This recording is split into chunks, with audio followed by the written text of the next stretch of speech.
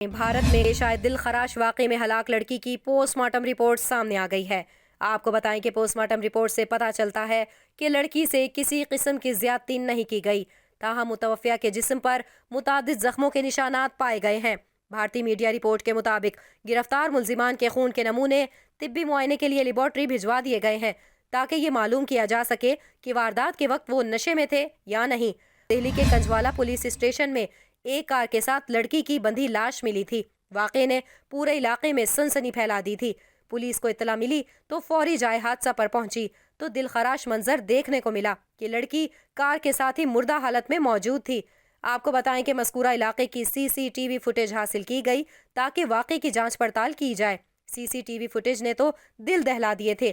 Footage میں دیکھا جا سکتا ہے کہ ایک لڑکی کار میں پھنسی نظر آ رہی ہے اور کار لڑکی کو گھسیٹ کر لے جا رہی ہے، جس کے نتیجے میں اس کی موت واقع ہوئی۔